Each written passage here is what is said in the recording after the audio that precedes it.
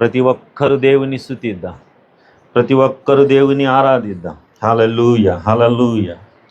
సర్వోన్నతుడా, సర్వ సృష్టికి కారణభూతుడా, మరొకసారి నీ పాదసంలో నేను స్తుతిస్తూ కనపరుస్తూ యేసు నామములో అడుగుతున్నాం తండ్రి, ఆమేన్. అందరు చెప్పండి ఆమేన్. పెద్దగా మనము కొన్ని రాత్రులు అంటే మనం 3 రాత్రులు 3 అంశాల గురించి మనం దేవుని వాక్యాన్ని విన్నాం. గత రాత్రి ఉపవాసం వల్ల వచ్చే లాభాలు, ప్రయోజనాలు అనే అంశాన్ని గురించి మనము దేవుని మాటల్లో నుంచి మనం ధ్యానించాం. ఈరోజు మనము దేవుని సన్నిధిలో ఈ 4వ రోజున, ఏ రోజున పెద్దగా చెప్పండి, ఈ 4వ రోజున భక్తుల ఉపవాసాలు, వాటి లాభాలు అనే అంశం మీద దేవుడు ఈరోజు మనతో మాట్లాడడానికి ఇష్టపడుతున్నాడు. ఎవరు లాభాలు? భక్తులు. బైబిల్లో ఉన్న భక్తులు ఉపవాసాలు ఉండటం ద్వారా వారు పొందుకున్నటువంటి మేలులు. నిర్గమాకాండము 34వ అధ్యాయము 27-28 వచనాలు. నిర్గమాకాండము. మరియు యెహోవా మోషేతో ఇట్లనెను, ఈ వాక్యమును రాసుకొనుము, ఏలయనగా ఈ వాక్యములను బట్టి నీతోనూ ఇశ్రాయేలుతోనూ నిబంధన చేసి ఉన్నాను. అతడు 40 రెయ్యింబగళ్ళు యెహోవాతో కూడా అక్కడ ఉండెను. చాలండి. అతను భోజనము చేయలేదు, నీళ్లు తాగలేదు. ఆ నిబంధన వాక్యములను అనగా 10 ఆజ్ఞలను ఆ పలకల మీద రాశాను. ఇక్కడ ఐగుప్తు దేశము నుంచి వాగ్దాన దేశానికి దేవుడు నడిపించిన నాయకుడు మోషే. ఈ మోషే దేవుని చేత ఏర్పరచబడిన తర్వాత దేవుని ప్రజలు క్షేమం కోసము, దేవుని యొక్క ప్రజల యొక్క యోగక్షేమం కోసము ఇతడు 40 రాత్రులు 40 పగుళ్ళు దేవుడితో మాట్లాడాడు. మీరు చదివిన ఆ లేఖనం భాగంలో అతడు నీళ్లు తాగలేదంట, మంచి నీళ్లు తాగలేదు, భోజనము కూడా చెయ్యలేదు అని రాయబడి ఉంది. అయితే మోషే భక్తుడుగా, దేవుని భక్తుడుగా ఉన్నటువంటి ఈ మోషే దేవుని ప్రజలకి ఏం ఉపయోగపడ్డాడు అనంటే దేవుని యొక్క శాసనాలు తీసుకొని వచ్చాడు. చెప్పండి, చెప్పాలా? దేవుని యొక్క శాసనాలు తీసుకొచ్చాడు. ఇంట్లో ఒక దుర్మార్గుడు ఉన్నాడు అనుకో, ఇంట్లో ఒక పనికి మాలినోడు ఉన్నాడు అనుకో, ఆ ఇల్లంతా నష్టాలతో ఉంటుంది, శ్రమలతో ఉంటుంది. ఇంట్లో ఒక్కడి వలన ఆ కుటుంబం అంతా ఏమవుతుంటుంది? బాధపడుతూ ఉంటుంది, ఇబ్బంది పడుతూ ఉంటుంది. ఎందుకయ్యా అనంటే వాడి వల్ల వాళ్ళకి ఏమి లేదు, మనశ్శాంతి లేదు, సంతోషం లేదు. ఎందుకు పుట్టావురా, ఎందుకు నిన్ను పెంచామురా, ఎందుకు కన్నామురా అనేటువంటి ఫీలింగ్తో తల్లిదండ్రులు చాలాసార్లు కోపంతో ఆ బిడ్డ గురించి అనొచ్చు. అలాగనే మోషే దేవుని ప్రజల కోసము దేవుడు వాగ్దాన దేశానికి తీసుకువెళ్ళే దానికి వెలిచినప్పుడు మోషే 40 రాత్రులు రెయ్యింబగులు భోజనము చేయకుండా, నీళ్లు తాగకుండా ఉండటం ద్వారా ఈ భక్తుడి ద్వారా వాళ్ళకి కలిగిన లాభం ఏమిటి అనంటే దేవుని యొక్క శాసనాలు. చెప్పండి పెద్దగా, దేవుని యొక్క శాసనము. మనం చూద్దామా దయచేసి? నిర్గమాకాండము 24వ అధ్యాయము 18వ వచనం చదువు సిస్టర్. 24వ అధ్యాయము 18వ వచనం. అప్పుడు మోషే ఆ మేఘములో ప్రవేశించి కొండ మీదికి ఎక్కెను. మోషే ఆ కొండ మీద ఆ, రేయింబగళ్ళు నిలబడి అమ్మ 24 అధ్యాయం 18వ వచనం అదేనా? చదువు. మోషే ఆ కొండ మీద మోషే కొండ మీద రేయింబగళ్ళు నిలబడి రెయ్యింబగలు నిలబడి దినములుండెను. ఎన్ని దినాలు ఉన్నాడు? 40 దినాలు ఉన్నాడు. ఎందుకున్నాడు? దేవుడు అతనికి చెప్పాడు, నా ప్రజలకి నేను కానాను దేశాన్ని ఇస్తాను, నా ప్రజలకి పాలు తేనెల దేశం నేను ఇస్తాను. మోషే భక్తి వలన లాభం పొందింది ఎవరు? మోషే భక్తి వలన ఉపయోగం జరిగింది ఎవరు? దేవుని ప్రజలైన ఇశ్రాయేలు ప్రజలకి. దేవుడు ఇందాక మనం మూలవాక్యం చదివాం 34, 27, 28. ఆయన వారికి మాటలు రాసించాడంట. ఏం రాసించాడంట? శాసనం రాసించాడు. చదవండి దయచేసి 34వ అధ్యాయము 28వ వచనం. అతడు రేయింబగలు 40 ఏండ్లు యెహోవాతో కూడా అక్కడే ఉండెను. అతడు భోజనము చేయలేదు, నీళ్లు తాగలేదు. అంతలో ఆయన ఆ నిబంధన వాక్యమును అనగా 10 ఆజ్ఞల పలకను రాసెను. చప్పట్లు కొట్టాలా. మోషే భక్తి, మోసే దేవుని సన్నిధిలో ఉపవాసం ఉండటం వలన 10 ఆజ్ఞలు మనందరికీ దేవుడు రాసించాడు. దేవుని శాసనాలు పొందుకునే అవకాశము దేవుని ప్రజలైనటువంటి ఇశ్రాయేలు ప్రజలకు జరిగింది. ఈరోజు నన్ను ఇంట్లో భక్తుడిగా, విశ్వాసిగా ప్రార్థన ఉపవాసం చేసినట్లయితే అది నీ కుటుంబానికి ఎంతో ప్రయోజనకరంగా ఉంటుంది. హల్లెలూయా. అది ఎంతో ఉపయోగకరంగా ఉంటుంది, ఎంతో ఆశ్చర్యకరంగా ఉంటుంది. మోషే 40 రాత్రులు 40 పగుళ్ళు దేవునితో గడపటం వలన 10 ఆజ్ఞలు సంపాదించారు. దేవుని శాసనము, చెప్పండి, దేవుని మాటలు వాళ్ళకి దొరకటానికి ఉపయోగపడింది. కనుక బైబిల్లో ఉన్న భక్తుడైన మోషే దేవుని శాసనాలు తీసుకొని వచ్చాడు తన భక్తి ద్వారా, తన ఉపవాసం ద్వారా. మరి ఈ లెంటీ డేస్లో, ఈ శ్రమ దినాల్లో, ఈ 4వ రాత్రి నీ భక్తి, నీ విశ్వాసము నీ కుటుంబాన్ని దేవుని సన్నిధికి తీసుకొస్తుందా? దేవుని సన్నిధిలో నిలబెట్టుతుందా? దేవుని సన్నిధిలో నిన్ను నిలబెట్టి దేవుని మాటలు పొందుకునేటువంటి, దీవించబడేటువంటి విశ్వాసిగా నీవున్నావా? మనము భక్తులమేగా, మనము క్రైస్తవులేగా, మనం కూడా యేసు ప్రభు నమ్ముకున్న వాళ్ళం కదా, మనల్ని కూడా క్రైస్తవులు అంటారుగా, మనల్ని కూడా దేవుని భక్తులు, బిడ్డలురా, పరిశుద్ధులు అని అంటారుగా. మరి నీ భక్తి, నీ విశ్వాస జీవితము నీ కుటుంబానికి ఎంతగా ఉపయోగపడింది? నీ బిడ్డలకి నీ భక్తి అది ప్రయోజనకరంగా ఉపయోగపడిందా? అది ఆశీర్వదకరంగా ఉపయోగపడిందా? అది దీవెనకరంగా ఉపయోగపడిందా?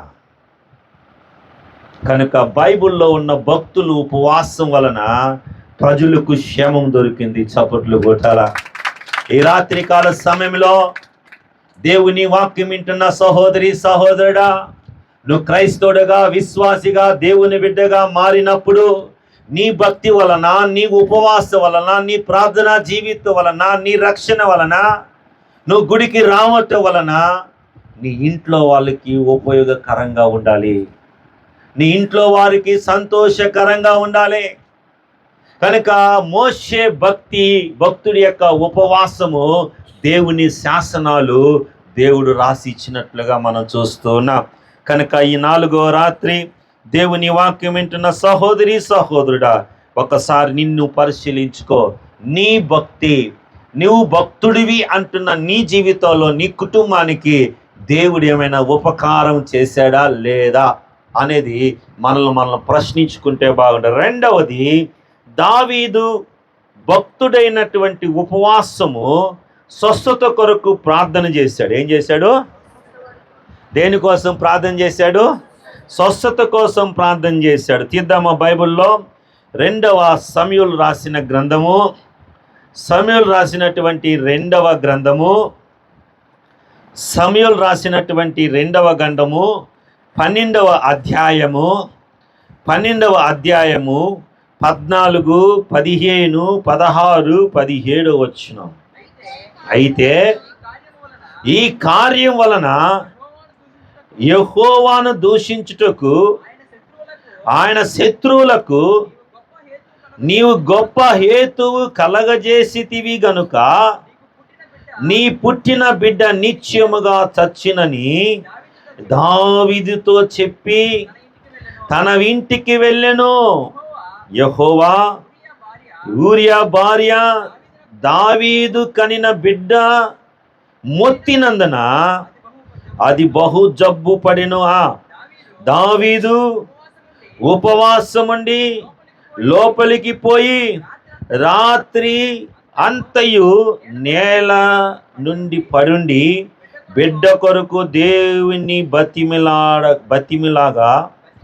బతిమాలగా ఇంటిలో ఎన్నికైన వారు లేచి అతని నేల నుండి లేవనెత్తుటకు వచ్చిరి గాని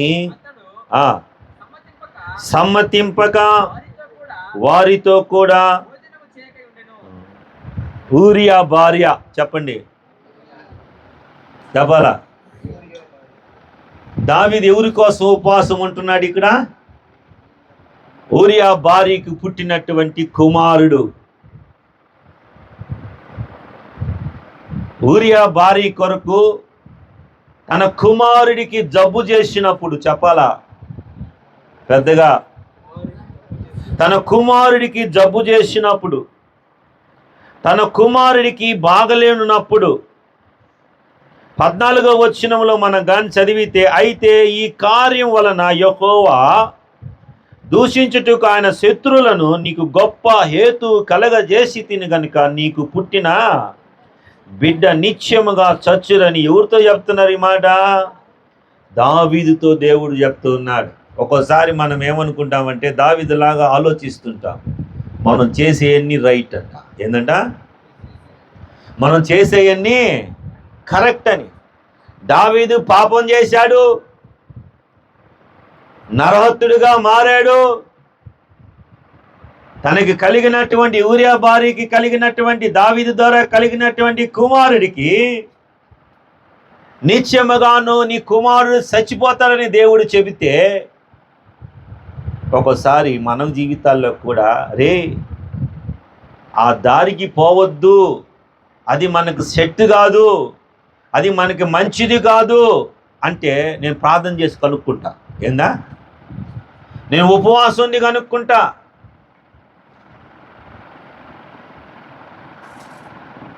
నేను ఉపవాసం చేయాలి, దేవుడు వద్దన్నాడు.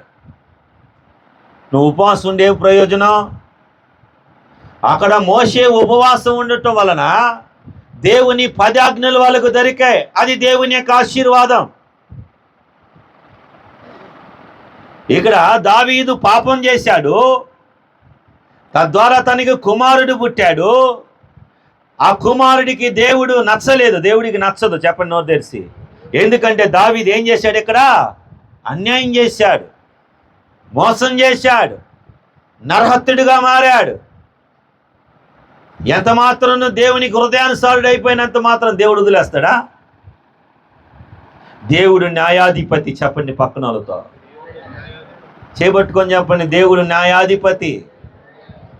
దేవుడు ప్రతి ఒక్కరికి న్యాయం తీర్చగలిగినటువంటి వాడు. నీ దగ్గర న్యాయం ఉంటే, నువ్వు న్యాయమైన భక్తుడు అయితే, నిజాయితీ అయిన భక్తుడు అయితే నీ పక్షాన దేవుడు నిలబడతాడు. ఆమేన్ చెప్పు. అదే ఒకవేళ నువ్వు దేవుని భక్తుడు అయి ఉండి నువ్వు దేవుని సేవలో ఆరితేలినా, నువ్వు దేవునికి కానుకలు ఇచ్చినా, సమర్పణలు ఇచ్చినా, నువ్వు ఎన్ని నీతి పనులు చేసినా, అది దేవుని దృష్టిలో నీకు దగ్గర న్యాయం కనిపించలేదనుకో, నీకు దేవుడు అగ్నిస్ట్గా మారుతాడు, వ్యతిరేకగా మారుతాడు. ఇక్కడ దావీదులో దేవుడికి న్యాయం కనిపించలా. అందుకని ఏం చేశాడు ఆయన? దేవుడు చచ్చిపోతాడన్నప్పుడు కూడా ఉపవాసం ఉంటున్నాడు. ఈ భక్తుడు చూడు, చచ్చిపోతానంటే కూడా దేవుని సన్నిధిలో ఉపవాసం ఉంటున్నాడు. నేలకి సాష్టాంగపడి ఉపవాసం ఉంటున్నాడు. అన్నం నీళ్లు మానేశాడు. ఏమీ తాగటంలా, ఏమీ తినటంలా. మనం చదివినటువంటి ఆ వచనంలో ఏమీ తినటంలా, ఏమీ తాగటంలా. అతను బిడ్డ కోసం ఉంటున్నాడు. దేవుడికి నచ్చనిది, దేవునికి ఇష్టం లేనిది, దేవునికి విరోధమైనది నువ్వు ఎన్ని ఉపవాసాలుండి ప్రార్థన చేసి నాకే కావాలంటే ఈయనే చెప్పాలా? ఈయనే ఇవ్వడు. ఆ లాజిక్ తెలిస్తే చాలు మనకి, ఆ మర్మం తెలిస్తే చాలు మనకి. ఈ భక్తుడు ఉపవాసము తన బిడ్డను బతికించుకోలేకపోయింది. ఉపయోగలారా చాలా రోజులు ఉన్నాడు, చచ్చిపోయాడు. యూరియాకు పుట్టినటువంటి కుమారుడు చచ్చిపోయాడు. కనుక దీని ద్వారా మన నీతి ఏంటి? నువ్వు తప్పు చేస్తా, నువ్వు పొరపాటు చేస్తా, నువ్వు పనికి మాలిన పనులు చేస్తా, యథోవేషాలు వేస్తా, నేను ఉపవాసం ఉన్నా దేవుడు నా ప్రార్థన ఆలకిస్తాడు, దేవుడు నాకు జవాబిస్తాడు, దేవుడు మార్చుకుంటాడు. కుదరదు. నీ ఉపవాసం మోసేలాగా ఉండాలి. హల్లెలూయా. నీ ఉపవాసం దేవుని సన్నిధిలో నీతిగా కనిపించాలా. నువ్వు దేవుని భక్తుడిగా ఉండాలి. ఇతను దేవుని భక్తుడే, ఇతను దేవుని హృదయానుసారుడే, దేవుడికి నచ్చినటువంటి వ్యక్తే. దినమునకు 5 మార్లు 3 మార్లు ప్రార్థన చేసినటువంటి వ్యక్తే. ప్రార్థన లేకుండా ఎక్కడ అడుగు పెట్టినటువంటి వ్యక్తే. బట్ తప్పే. చెప్పండి, తప్పే. ఉపవాసం ఉన్నాడు. ఏమున్నాడు? దావీదు 17వ వచనం. దావీదు ఉపవాసం ఉండి లోపలికి పోయి రాత్రి అంతా నేల నుండి పడి ఉండి నేలపడి బిడ్డ కొరకము దేవుని బతిములాడగా వీడు బతిలాడుతున్నాడు. నువ్వు తప్పు చేస్తా, నువ్వు పొరపాటు చేస్తా, నువ్వు దేవుని బతిలాడితే నో యూస్, ఉపయోగంలే. దాన్ని వదిలేసిరా, అప్పుడు వింటాడు దేవుడు ప్రార్థన. చప్పట్లు కొట్టు. అది వదిలేసిరా, అది విడిచిపెట్టిరా, అది మానుకోనరా.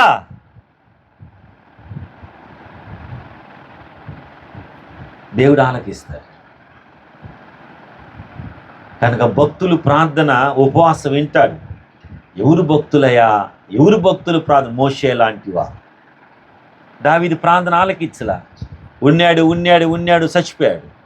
వెళ్ళేసి బాగా కాళ్ళు చేతులు కడుక్కొని స్నానం చేసేసి వచ్చి ఫుల్లుగా తిన్నాడు. ఏం చేశాడనా? ఫుల్లుగా తిన్నాడు. వచ్చి ఏమయ్యా, ఆయన బతికున్నప్పుడు అన్ని రోజులు ప్రార్థన చేసావు, ఉపయోగం అంత చేసి ఏడ్చావు, ఇప్పుడు ఎందుకు కుతి కదా? నువ్వు నిజంగా ఏమనిషావు? ఆయనరే దేవుడు తీసుకుంటుంటే నేనేం చేసేది? నేను ఆపగలనా అని అన్నాడు. కనుక ఈరోజు దేవుడు నీతో నాతో మాట్లాడుతున్నాడు. ఈరోజు దేవుని వాక్కు నీతో నాతో మాట్లాడుతుంది. మనం దావీదులాగా ఉండకూడదు. చెప్పండి, పెద్దగా చెప్పాలా? మనం దావీదులాగా ఉండకూడదు. మరి యూదుల రక్షణ కొరకు, చెప్పండి పెద్దగా, యూదుల రక్షణ కొరకు, యూదుల యొక్క క్షేమం కొరకు ఎస్తేరు ఏం చేసిందో చూద్దాం దయచేసి. ఎస్తేరు రాసిన గ్రంథము 4వ అధ్యాయము 15వ వచనము 16వ వచనం తొందరగా. ఎస్తేరు రాసిన గ్రంథము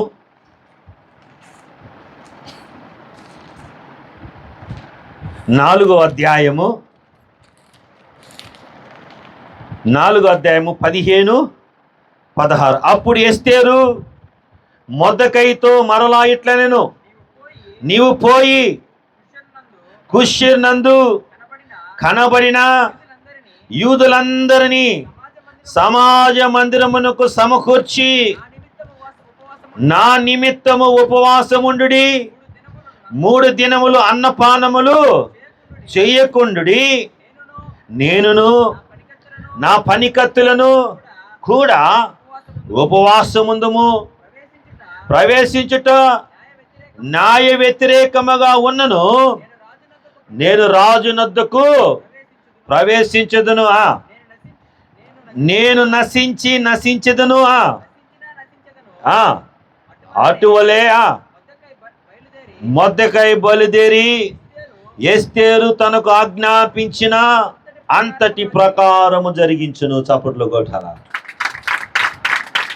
ఇప్పుడు మీకు సమస్యలు వస్తాయి లేవా చెప్పాలా? సమస్యలు వస్తాయి అన్నోళ్ళు, మీకు సమస్యలు వస్తుంటాయి రావా చెప్పాలి నోరు తెరిచి. మీరేం చేస్తారు? మీకు సమస్యలు వస్తే ఏం చేస్తారు? మీకు బాధలు వస్తే ఏం చేస్తారు?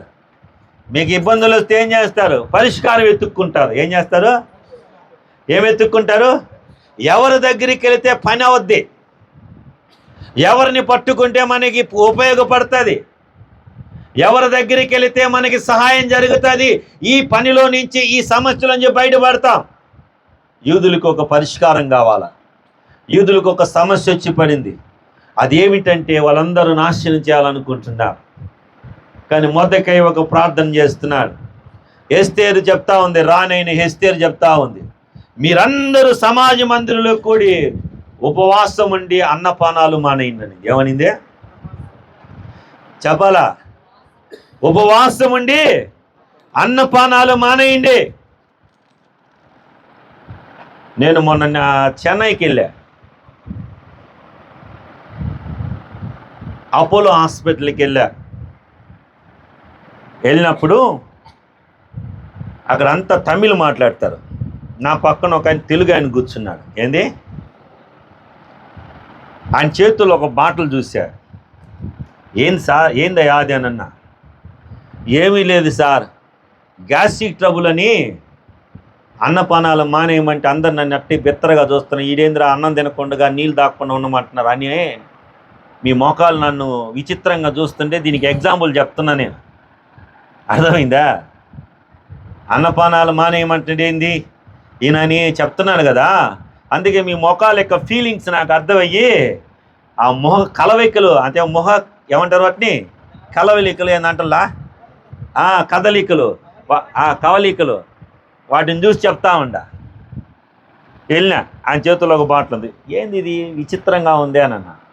ఏందా అదే అని అన్న. సార్ ఉదయం ఎప్పుడో వచ్చిన ఒక బాటిల్లో వాళ్ళు ఏదో ఒక మందేసి ఇచ్చారు, ఇది తాగతా ఉండమన్నారు. సాయంత్రం తీస్తాను నీకు ఎక్స్రే అన్నాడు. ఏమన్నాడు? నువ్వు అన్నం తినకూడదు, మళ్ళీ బయట నీళ్ళు తాగకూడదు. ఈ మందులో మళ్ళీ నీళ్ళు పోసుకొని తాగతానే ఉండాలి. ఎందుకంటే నీ గ్యాస్ట్రిక్ ట్రబుల్ లోపల ఏ ప్రాంతంలో ఉంది, ఎలాగుంది, ఏ స్టేజ్లో ఉంది నేను చెప్పాలి. కాబట్టి అది తాగుతా ఉంటే అయ్యగారు గొంతులు ఎలాగోనే ఉంది, ఉమ్మొస్తా ఉంది అని అంటున్నాడు ఆయన. పాపం మన నెల్లూరు సైడ్ ఏదో సైడ్ అతను పొద్దుటూరు ఏదో పేరు చెప్పాడు, నాకు గుర్తులేదు. కానీ ఎందుకు ఆయన ఆ విధంగా చేస్తున్నాడు? ఎందుకు ఆ కఠినమైన మందు తాగుతా ఉన్నాడు? ఎందుకు ఆయన ఆ విధంగా దానిని తాగుతా ఉన్నాడు? దాంట్లో మళ్ళీ నీళ్లు కలుపుకొని ఆ లిక్విడ్ని తాగుతా ఉన్నాడు. ఎందుకని? అతనికున్న గ్యాస్ట్రిక్ ట్రబుల్ మార్చుకోవాలా, దాని నుంచి విడుదల పొందుకోవాలా. అందుకని అపోలో హాస్పిటల్కి వచ్చాడు. వేల దూల ప్రయాణం చేసి వచ్చాడు. ఎంతో ఖర్చు పెట్టుకున్నాడు.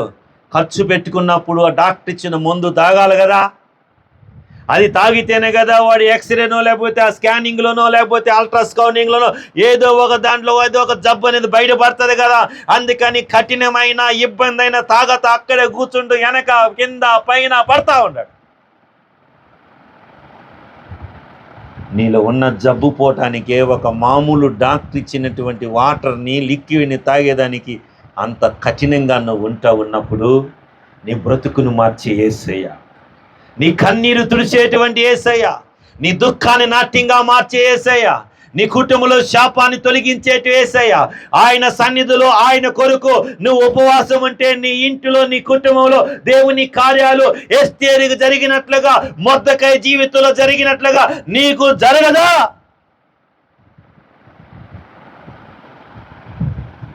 జరగదా? ఎస్తేరు రాణి యూదులను కాపాడుకోలేదా?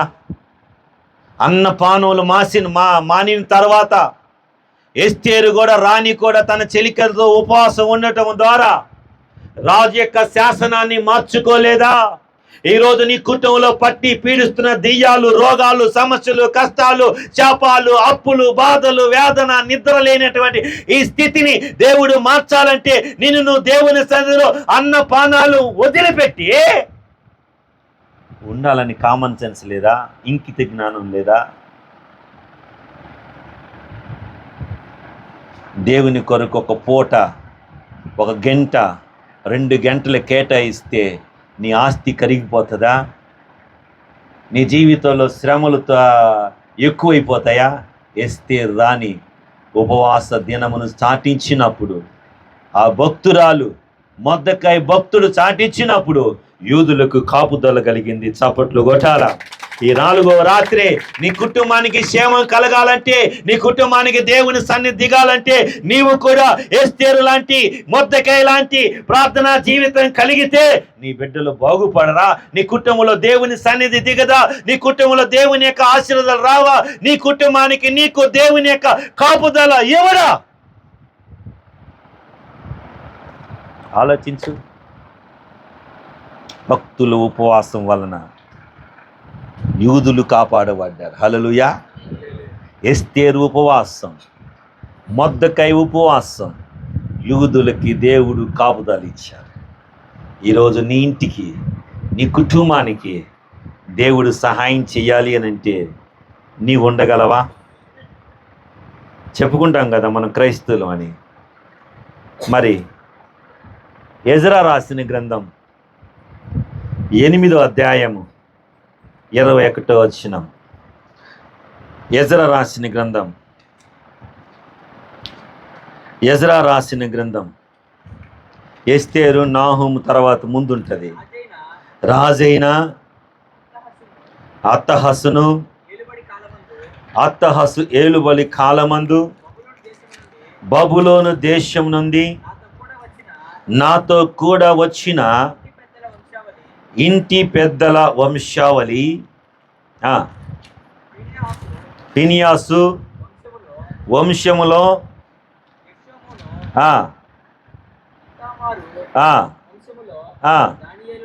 దానియేలును, దావీదు వంశములో అత్యుషును, షెకన్యా, జకరాయి. ఎజ్రా రాసిన గ్రంథము 8:21. అదేనా?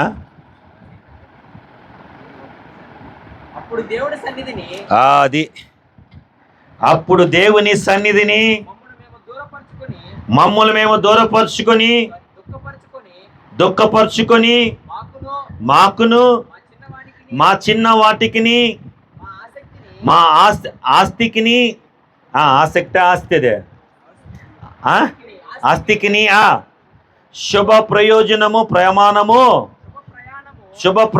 ప్రయాణము కలుగునట్లుగా ఆయనను వేడుకొనుటకు ఆహా నది దగ్గర ఉపవాసం ఉండుడని ప్రకటించి తిని. ఎవరైనా ఏం కలగాలంటే వాళ్ళకి శుభ ప్రయాణం. చెప్పండి, చెప్పాలా పెద్దగా? ఏం ప్రయాణము? పెద్దగా చెప్పండి. ఏ ప్రయాణమా? ఇనిపిలా నాకు. ప్రయాణం కోసం ఏం చేయమంటున్నాడా? ఉపవాసం ఉండంటున్నాడు. ఏమంటున్నాడు ఎజ్రా? ఉపవాసం ఉండంటున్నాడు. చెప్పండి పెద్దగా. ఎందుకు ఉండమంటున్నాడు? నీ ప్రయాణం మంచిగా జరగాలంటే సంబంధాలకు పోతావా? పెళ్లి సంబంధాలకు పోతావా లేదా? మనమైతే కుతికెళ్దా, రే టిఫిన్ పెట్టిరా, నాకు ఆకలేస్తుందా ఏమంటాం?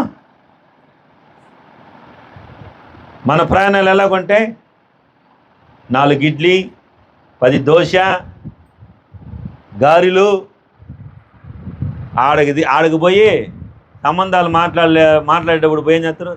నిద్రపోతుంటాం. తినిందంత ఏమవుద్ది? మన ప్రయాణం ఎలాగుండాలంట? చదువు బ్రదర్. 21వ వచనం. దేవుని సన్నిధిని మమ్మల్ని మేము దుఃఖపరుచుకున్నారంట. వాళ్ళు ఏం చేశారంట?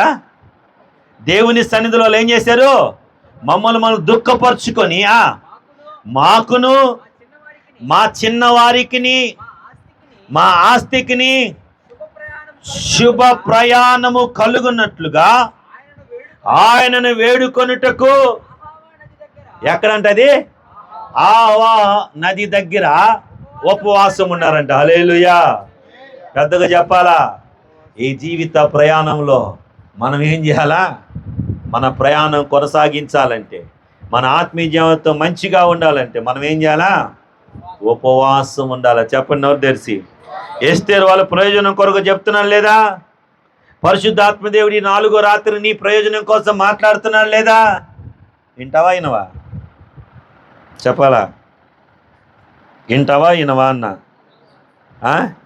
వింటున్నావు సార్ కాదు, వింటావా వినవా? మారుతావా మారవా? మార్చుకుంటావా మార్చుకోవా? మన ప్రయోజనాన్ని కోరేటువంటి దేవుడు. హల్లెలూయా. పెద్దగా చెప్పండి, పెద్దగా చెప్పాలా? నాకు నచ్చలా, ఇంకా స్పీడ్గా చెప్పండి.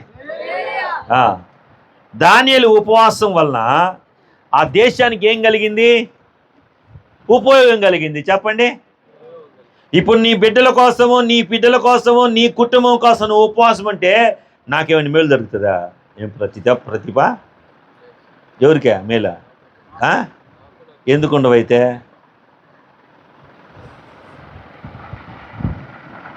చూడండి, దానియేలు రాసిన గ్రంథంలో ఒక మాట ఉంటుంది. 9వ అధ్యాయం 3వ వచ్చింది.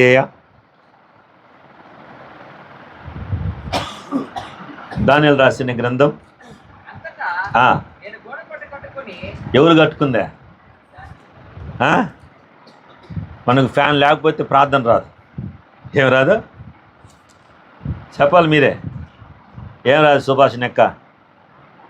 ఏం లేకపోతే ఫ్యాన్ ఉండాలా, ఇంకా ఏసీ ఉండాలా, అన్నీ ఉండాలా. అన్నీ ఉన్నప్పుడే మనకి ప్రార్థన వస్తుంది. చెప్పయ్యా. గోనె పట్టు కట్టుకొని ధూళి తలపైన వేసుకొని ఏం చేశాడంట? ఏం చేశాడు? ఇప్పుడు నువ్వు గోనె పట్టు కట్టుకుంటావా? చెప్పాలా? ధూళి పూసుకుంటావా? పూసుకో. ఏముండగలవు? ఉపవాసం ఉండగలవు. చెప్పండి. నేను మొదటి రోజున చెప్పిన మనం బూడిద గురించి మొదటి రోజున నేర్చుకుందే బూడిద. బూడిద దేనికి సాదృశ్యము? దుఃఖానికి, తగ్గింపుకి, రోదనకి. ఏంది చెప్పాలా? బూడిద దేనికి సాదృశ్యము? దుఃఖానికి, తగ్గింపుకి, రోదన గురించి అని మొదటి రోజున 5వ తేదీని మనం ధ్యానించాం. ఇప్పుడు ఇక్కడ దానియేలు ఏం చేస్తున్నాడు? గోనె పట్టు కట్టుకున్నాడు. చదువయ్యా.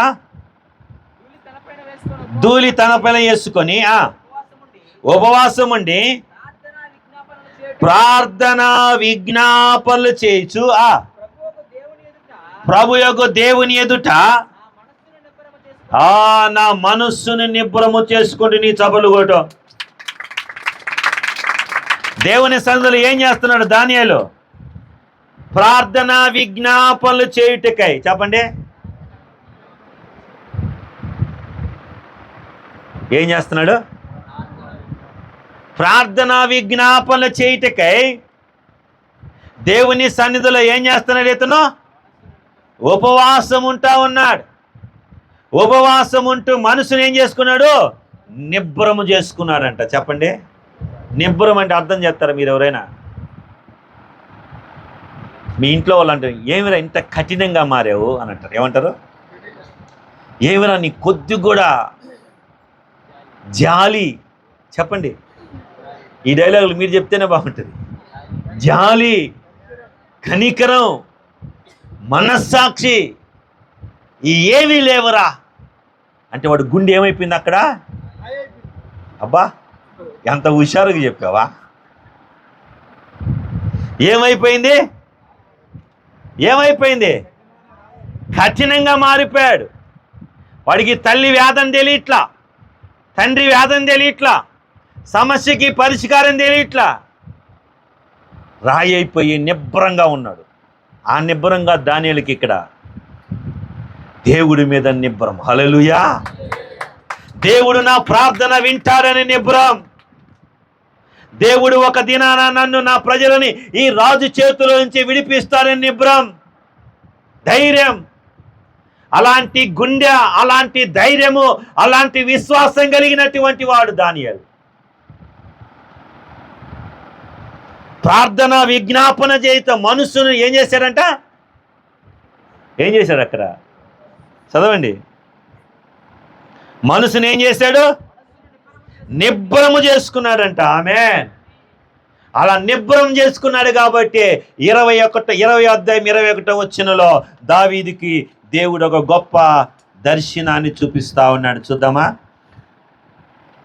చూడండి దయచేసి 9వ అధ్యాయము 21 చదువయ్యా.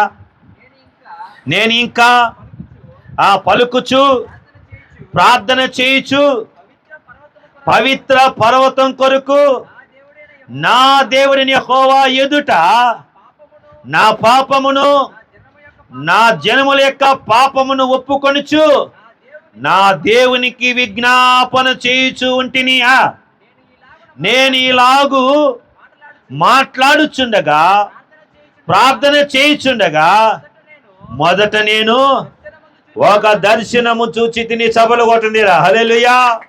దర్శనమందు చూచి అది చూచిన అతి ప్రకాశమైన గాబ్రియేలు ఆ మనుష్యుడు సాయంత్రము బలి అర్పించుచు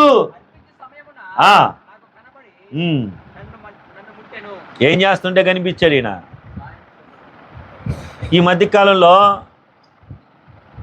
దొంగలకి వేసే దర్శనం ఇస్తున్నాడు, తాగుబోతోలకి దర్శనం ఇస్తున్నాడు,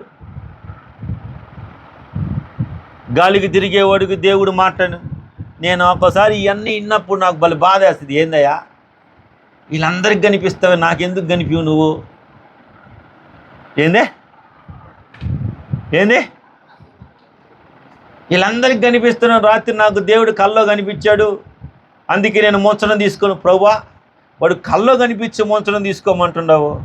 నేను ఇన్ని సమస్యల్లో ఉన్నా, నేను చర్చి కట్టుకోవాలా, నేను వాకిలు అది చుట్టూ కాంపౌండ్ వాళ్ళకు ఒక్కసారి కూడా కనిపించమేమయా నువ్వా అని అంటే నాకు కనిపిట్లా, వీళ్ళకి మాత్రం కనిపిస్తూ ఉంటాడు.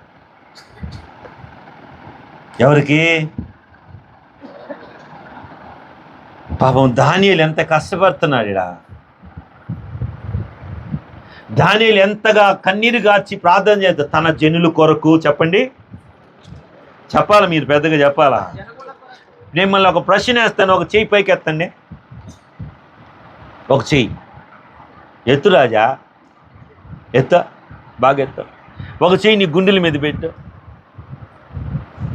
మీ బిడ్డల కోసం, మీ సమస్యల కోసం, మీ కుటుంబ బాధల కోసం నేను కన్నీరు గార్చి ప్రార్థన చేసిన వాళ్ళు ఉంటే చెయ్యి అట్టే నిలబెట్టండి. ఏం చాలామంది ఇచ్చారా?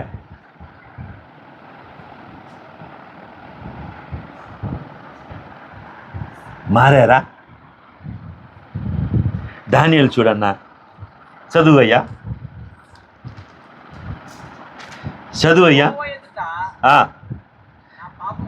నా పాపమును, నా జనముల యొక్క పాపమును కొట్టండి చప్పట్లో.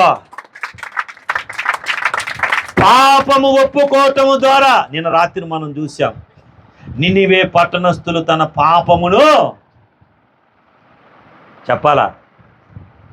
దేవుని ప్రజలు తన పాపములు దేవుని సన్నిధిలో ఒప్పుకున్నట్లుగా ఎప్పుడు దానియేలు ప్రార్థన చేస్తూ, దేవుని స్తుతిస్తూ, దేవుని ఆరాధిస్తూ, తన పాపములు ఒప్పుకుంటూ, తన ప్రజల పాపములు ఒప్పుకుంటుంటే దేవుని దర్శనం అతనికి కలిగింది. ఇది కదా రియాలిటీ, ఇది కదా నిజమైన దర్శనము, తనని తన ప్రజల్ని కాపాడినటువంటి దర్శనము. కనుక భక్తులు ప్రార్థనలో శక్తి ఉంది. ఆ భక్తులు దేవుని ప్రజల కోసం ప్రార్థన చేశారు. హల్లెలూయా. నువ్వు దేవుని భక్తుడివైతే, నువ్వు దేవుని విశ్వాసమైతే, నీ కోసము, నీ బిడ్డల కోసము, నీ కుటుంబం కోసము, నీ సంఘం కోసం నువ్వు ప్రార్థన చేయాల్సిన బాధ్యత ఎంతైనా. ఎంతమంది చేస్తారా?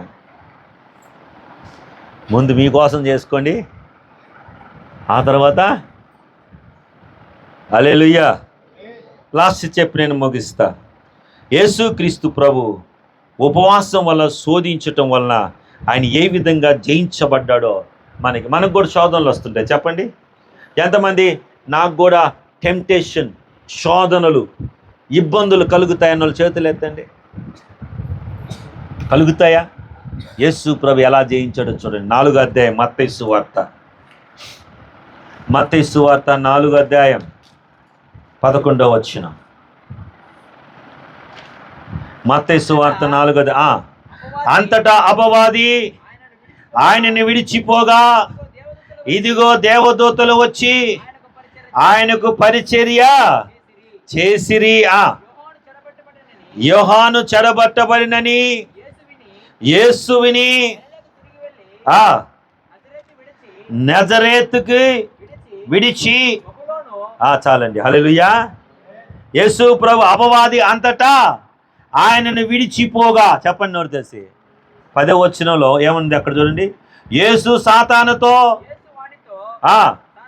సాతానా పొమ్ము, ప్రభువైన నీ దేవునికే మొక్కి ఆయనకి మాత్రమే సేవింపవలెను. మనం అందరికీ సేవ చేస్తుంటాం. మనందరం దేవుని స్తుతి, అందరు దేవుళ్ళు, అందరికీ మనం మొక్కుతా ఉంటాం. ఇక్కడ సాతానుతో దేవుడు అంటున్నాడు, ప్రభువుకే మొక్కాల. చెప్పండి నోరు తెలిసి, చెప్పాలి నోరు తెలిసి. ప్రభువుకే. ఎందుకని? ఆయనే సృష్టికర్త అయిన దేవుడు. హల్లెలూయా. ఇప్పుడు చెప్పండి, యేసుక్రీస్తు ప్రభు ఉపవాసం ఉండి విజయం పొందాడా లేదా? సాతాను వెళ్ళిపోయిన తర్వాత ఆయన దగ్గరికి ఎవరు వచ్చారు? 11వ వచనంలో ఉంది, ఏముంది? విడిచిపోగా ఇదిగో దేవదూతలు వచ్చి ఆయనకి పరిచర్య. ఇప్పుడు నీకు పరిచర్య ఎవరు చేయాలా? దేవదూతల పరిచర్య. నువ్వేం చేయాలా? దాన్ని ఎదిరించాలి. దాన్ని ఎదిరించాలంటే నువ్వేం చేయాలా? భక్తుడు అయినప్పుడు ఉపవాసం ఉండాలా. ఉపవాసం ఉన్నప్పుడు దేవుడు నీతో వస్తాడా రాడా? పెద్దగా చెప్పాలా? దేవుడు నీతో ఉంటాడా ఉండడా? దేవుని దూతలు పరిచర్య చేస్తాయా లేదా? క్రీస్తు ప్రియ దేవుని మీద ఈ రాత్రి కాల సమయంలో నీ భక్తి ఎలాగుంది? నీ ఉపవాసం ఎలాగుంది? మోషే భక్తి దేవుని ప్రజలకి శాసనం తీసుకొచ్చింది. దావీదు ఉపవాసము దేవునికి జవాబు ఇవ్వలేదు. కారణము, దావీదులో దేవుని నీతి కనిపించాలి. ఎస్తేరు యొక్క భక్తి, ఎస్తేరు యొక్క ప్రార్థన, మొర్దెకై ప్రార్థన తన ప్రజలకి రక్షణ కలగజేసుకున్నాడు. ఎజ్రా ప్రయోజనకరమైన ప్రయాణం కోసం ప్రార్థన చేసినప్పుడు వాళ్ళ ప్రయాణంలో దేవుడు వాళ్ళకి తోడై ఉన్నాడు. మరి నీ ప్రయాణంలో, నీ జీవితంలో దేవుడు కార్యం చేయాలంటే ఈ రాత్రి నువ్వు దేవుని సన్నిధిలో తీర్మానం చేసుకోండి. అపోస్తుల కార్యాలు 13వ అధ్యాయము 1-2 వచనాలు తీయండియా. అపోస్తుల కార్యాలు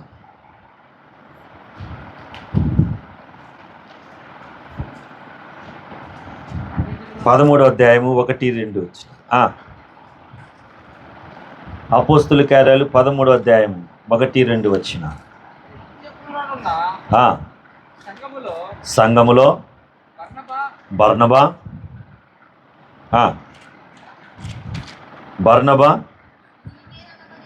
గిరియైన సునియమును, కురియరైన లూకియు, శతాధిపతి అయిన హేరోదుతో కూడి పెంపబడిన యేసు, పౌలు, సౌలు అను ప్రవక్త బోధకులు ఉండిరి. వారు ప్రభువును సేవించుచు ఏమున్నారు చెప్పండి? సేవించుచు ఏం చేశారు వాళ్ళ? ఇప్పుడు మనం దేవుని ఆరాధిస్తూ మనం ఏం చేయాలా? మాట్లాడాలి మీరా? దేవుని సేవిస్తూ ఏముండాలా? దేవుని ఆరాధిస్తూ ఏం చేయాలా? చదువయ్యా, మళ్ళా చదువు.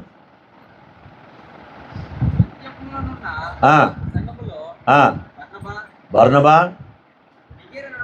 ఆ, సిమియోను, సిమియోను, కురేనుడైన ఆ, లుకియా, లూకియా, జగత్తాధిపతి అయిన ఆ, హేరోదుతో కూడా హేరోదుతో కూడా పెంచబడిన ఆ, మనయేను, ఆ, సౌలు సౌలు అను ప్రవక్తలను ప్రవక్తలు బోధకులను ఉండిరి.